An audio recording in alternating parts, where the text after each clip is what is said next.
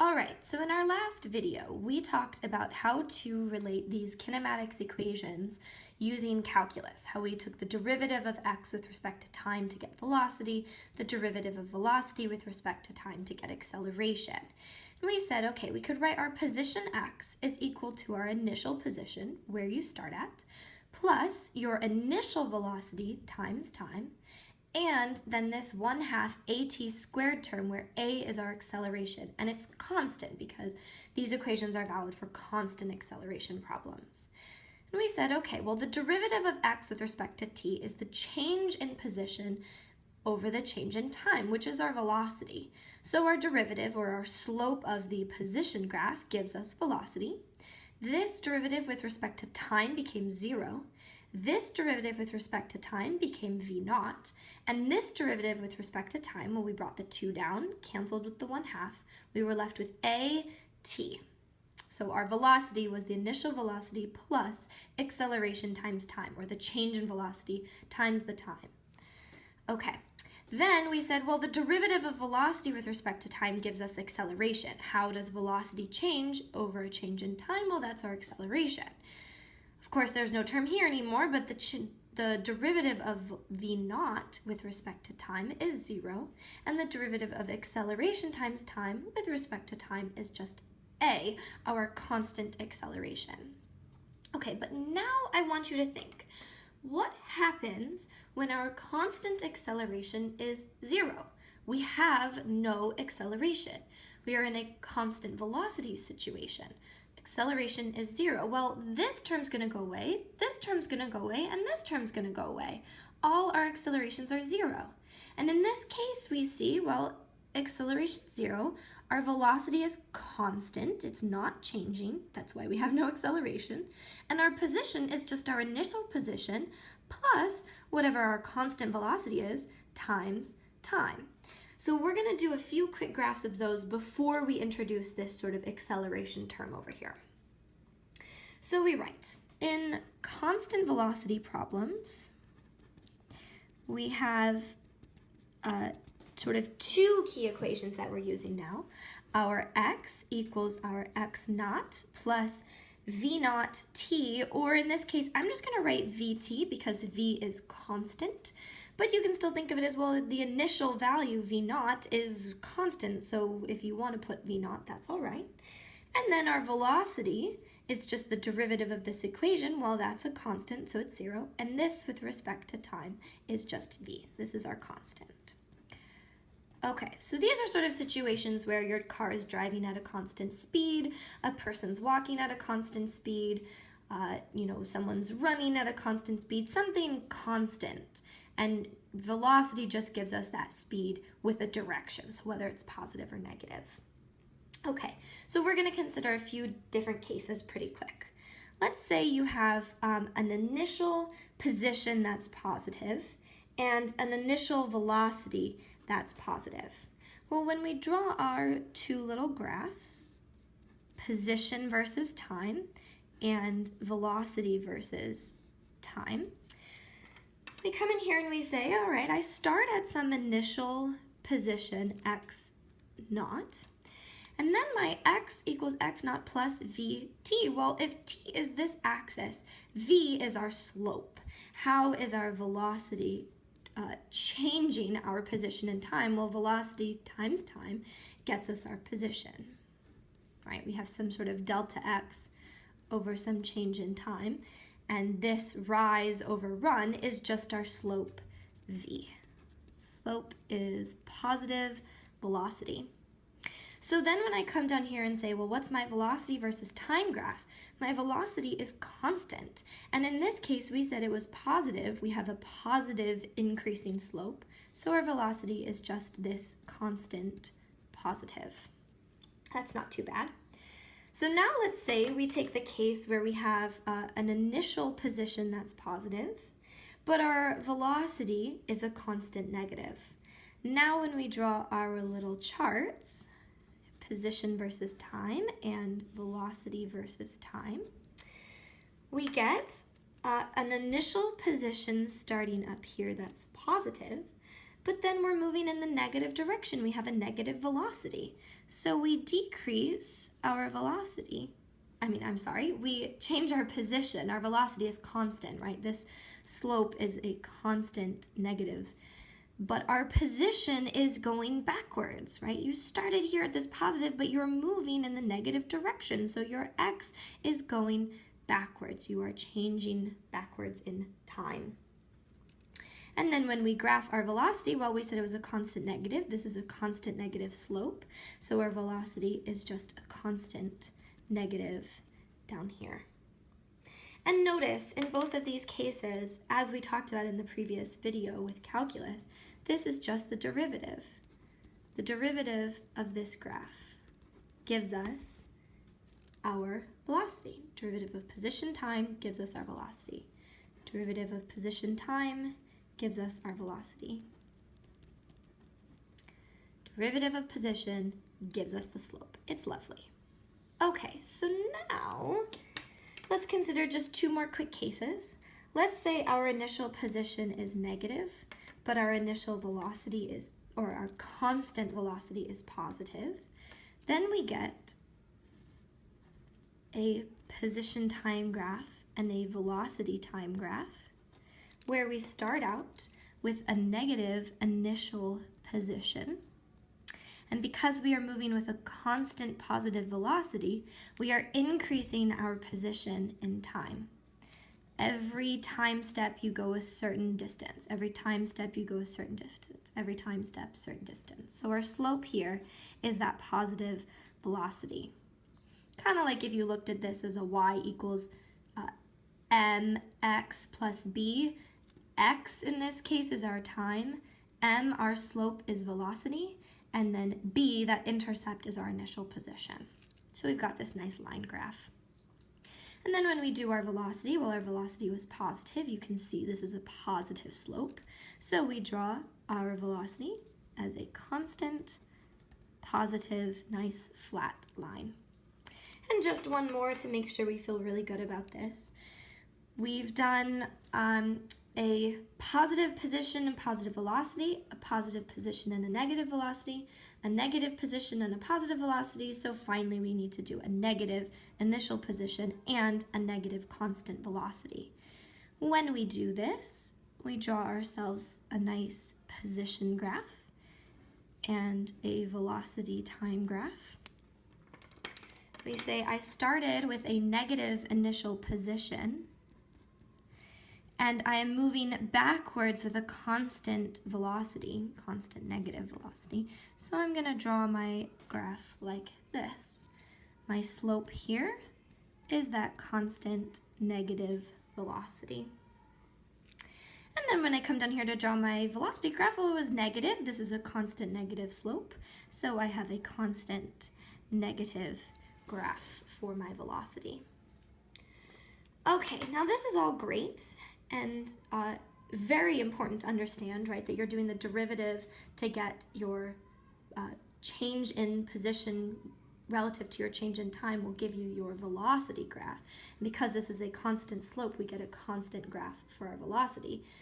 But we are more interested in talking about situations where we have an acceleration. They're a little bit more complex. I think we're having more trouble with them. So let's go back to these and think about the same process that we're working down here, but using this more complicated equations. All right, so let's say we start out considering a sort of simple case, a case where our x naught is 0, right? You start at position 0, you start at your origin, or what you've defined as your origin.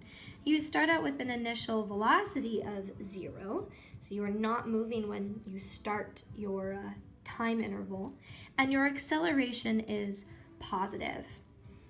So some situations that this might describe. Well, let's say you drop an object from rest, right? We say when you drop an object, we consider that to be the object starts with initial velocity of 0. And you've defined that you're dropping it at, some initial position 0. And because our acceleration is positive in the case we are considering, an object that is dropped moves with an acceleration due to gravity, and because gravity acts down, we need to define down as our positive direction in order for these sort of cases to be what we're considering. Another way to think of this would be a car at rest. So a car that starts with an initial velocity of 0 and where we've defined its starting position as 0, and it is accelerating in the positive direction. So I'm just going to put a quick positive direction here for acceleration. Okay, so now when we draw our graphs, we want to have a position versus time graph. We want to have a velocity versus time graph, and we want to have an acceleration versus time graph.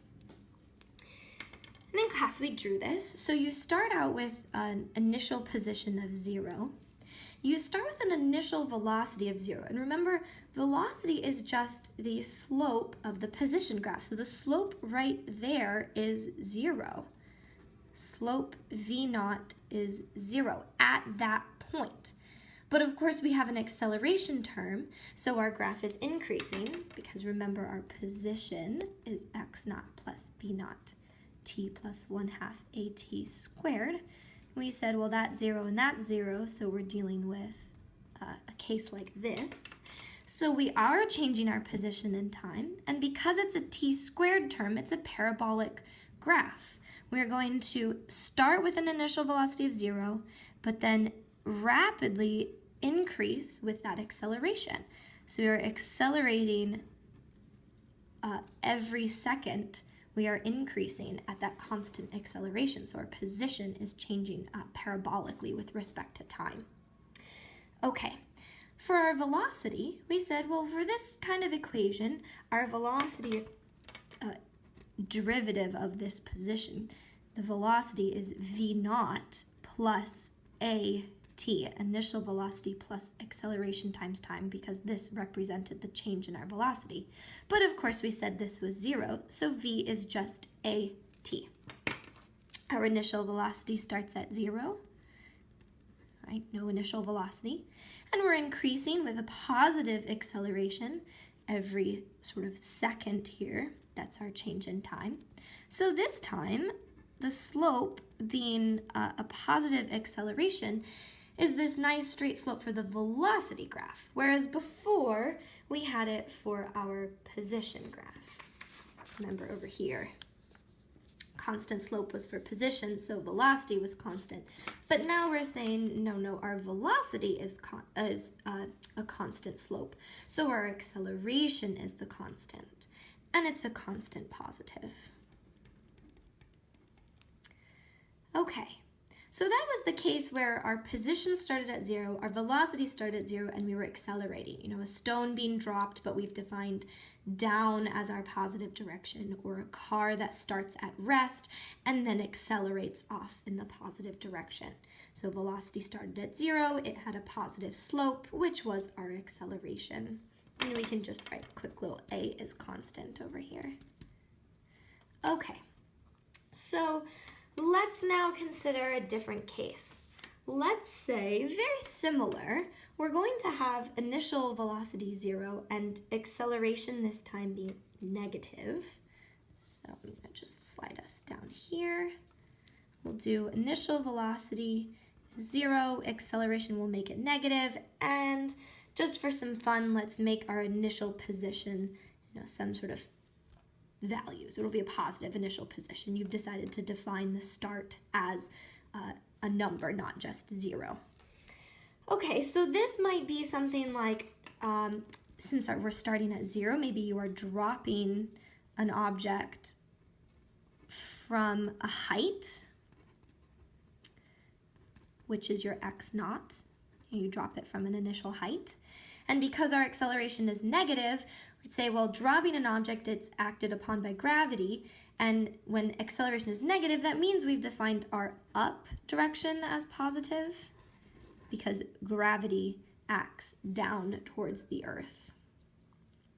Okay, another way to think of this is maybe you start your car at some initial point. You know, here's your house, and you decide, I'm going to start my initial at the store, and I'm going to start from rest, but then I'm going to accelerate towards my house. So I'm accelerating in the negative direction towards the 0 position. Something like that. So we can draw our little graphs. We have a position versus time graph. We have a velocity versus time graph. And we have an acceleration versus time graph. We said x starts at some initial positive value. Once again, the initial velocity is 0, so the slope right at that point is 0. But then because we are accelerating and we are accelerating in the negative direction, we are going to be moving in the negative direction, and it's parabolic, right? Just as before, we said that 1/2 at squared gives us a nice sort of parabolic curve. Okay, so we have our parabolic curve. Initial position is positive, initial velocity is 0, so it starts with a 0 slope, but then our slope rapidly increases, and maybe I've tucked it in a little too small there. It might be, more like that. Okay, then for our velocity, well, our velocity started at 0, but notice we are accelerating in the negative direction. So we take a look, well, starting from 0, I am taking my slope is ever increasing negative. My slope is getting bigger and bigger negative. I am speeding up in the negative direction. So my velocity in time is getting bigger and bigger and bigger, but it's negative. And in this case, my slope is that constant negative a, constant negative acceleration. So our acceleration graph, of course, is this constant negative value. Okay. Let's do something where we change our initial velocity now. So both of these cases, we had velocity starting at 0. Both of these cases. Let's do one where velocity does not start from 0. Just give that a flip. Okay, so maybe we say we're going to start with an initial positive position. We're going to start with an initial positive velocity now, and we're going to make acceleration positive. Just, it's up to you what you want to do, but for this purpose, we'll do that. So an example of this situation. Well, obviously we're starting at some height, but we also start with an initial velocity. So maybe you say you are throwing an object, and because we are moving with a positive initial velocity, in a case with positive acceleration, if I'm going to have gravity be my actor, I need it to be in the positive direction. So down is my positive to have a positive gravity. And in this case, if my velocity is positive as well, I must be throwing my object down for it to have a positive velocity. Throw an object down, a cliff or something. So you start at some initial height, maybe you define that as your cliff height. You throw the object down the cliff towards the ground, and it's accelerating with positive because we've defined down as our positive direction. Another possible example would be maybe a car that's already driving. So it already has a V0, and it begins to accelerate forward. So we've defined, sort of the positive as the direction it's accelerating in. All right, let's draw those graphs. This is a little bit trickier. So we have our position time graph, our velocity time graph, and, I'm going to run out of space here, our acceleration time graph. And in this case, when we start at an initial x, say we start here, we are also starting with an initial velocity, so our slope at this point is already some positive slope right there. That instantaneous slope is that initial V0. So to draw this, you have to draw a parabolic curve due to our acceleration, but you need it to already be curving at this point. It doesn't sort of start out at 0 and then ramp up. It's already curving. So for me, to help me draw this, I'm just going to come out over here and say maybe it starts with 0 there, and then when I draw it, it'll help me get that sort of parabolic curve there. So it's not part of our graph, but then there's sort of our acceleration. So you can see, it looks very much like before, but we already start at an initial velocity. Okay, so then when we do our velocity, well, we started with an initial positive velocity, v0, and it's increasing, right? Our slope here is increasing because our acceleration is positive. It means we are increasing our velocity in the positive direction. So it's actually just going to be this sort of positive sloped graph, where the slope is that positive acceleration. And since we're considering a positive acceleration case, we can see that positive slope right there. Acceleration is just a nice constant positive. All right, so for our last case, we are going to consider very similar to this, with a sort of initial positive, but instead of positive acceleration, we're going to move down. So let's say we have initial positive x, initial positive velocity, but a negative acceleration. So acceleration is trying to get us to move in the negative direction. It is changing the velocity towards the negative direction. So this might be a case where you start at some height, you throw your stone, but because the signs are opposite here, it means you throw it opposite to the direction that gravity acts. So in this case, we throw, and I said stone off of our class example, but you throw an object up into the air, over a cliff maybe, and we've defined up as the positive direction because we want acceleration to be negative. So gravity acts down and we want that negative, so up must be our positive. Another example could be, say, a car that, starts at some initial position, and it's already driving, a car is driving with positive v0, but it begins to slow down due to this sort of constant acceleration that's negative, so constant change in the velocity in the negative direction. It momentarily stops, and then it begins to move in the negative direction. So you can imagine a car, it's already driving, it slows down, it stops, and then it begins accelerating back. So you kind of have this sort of flip around there. Okay, so let's draw our position, right? And this one, if we were to draw it, you throw it up, it stops, and then it begins to accelerate down. Okay, so drawing our charts here, we have our x position versus time. We have our velocity versus time, and we have our acceleration versus time. We said, in this case, we are starting with an initial positive position. So we start at some positive x0. We are starting with a positive position. We are starting with a positive velocity, so our slope right at that point is positive.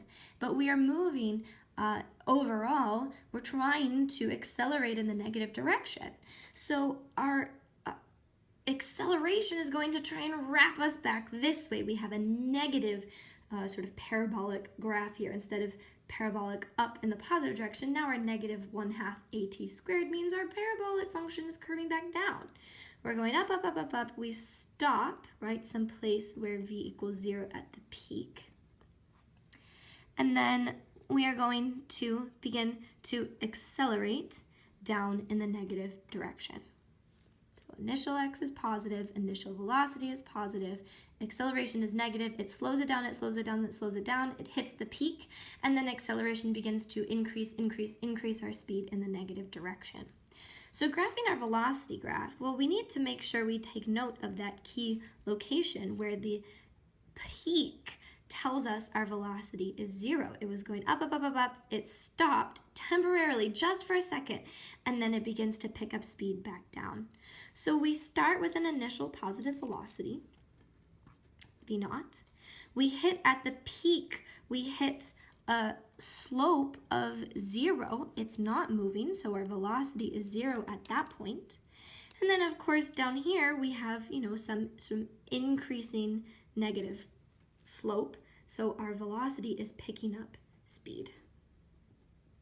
Okay, so we are moving like this. Initial positive, negative acceleration is slowing us down. We hit 0 at the peak, and then acceleration begins to give us extra speed, picking up speed in the negative direction. Now we've crossed over into the negative part of the velocity graph. And for our acceleration, well, wait a second, this is just a constant slope the whole way. Now, a lot of people want to do something fancy with this 0 point. That's special because of the position graph. But the derivative of this, the slope of this, is just a constant negative down here. Constant negative. You can note, look at that, it's a nice negative slope and it's constant. That slope there is the constant negative a. Okay, and if we were to, actually put equations to this, we could come in here and say, up here we had our position was that positive initial with a positive initial velocity, and in this case, our acceleration was negative, so I'm going to put the negative there so we see this parabolic function is flipped upside down due to that negative sign. And when we took our derivative of it, well, the derivative of x with respect to time is our velocity. This constant is 0. This term became v naught, which was a positive, and this term is going to become negative at because we bring that 2 down. So now we take a look at this picture and say, well, of course that represents that. Velocity, this sort of line here, is equal to our intercept, v naught, minus at, oh, there's our negative slope. And when we come down here, we do the derivative of velocity with respect to time. That's just acceleration. This becomes a 0, and negative at becomes just a negative. It's our constant there. Okay, so that's quite a bit, and this video is very long, but hopefully that helped you get a better feel for how to take our sort of initial conditions and think about which way the graph will curve when you plot the position, how a parabolic position gives you a constant slope, a nice line for a velocity, and that constant slope is just our constant acceleration value. So even though these feel like all these sort of different cases, when you start with an initial velocity and whatnot, there really are just variations on the exact same theme, variations on this sort of kinematics equation, and it just depends on whether we make this, or this positive or negative. It will affect how we plot our pictures. But overall, those same skills are going into each of these problems. So once you get comfortable with manipulating these variables and comfortable with sort of picking out the key points on our graph that help us, you're going to be a pro at these constant kinematic equations.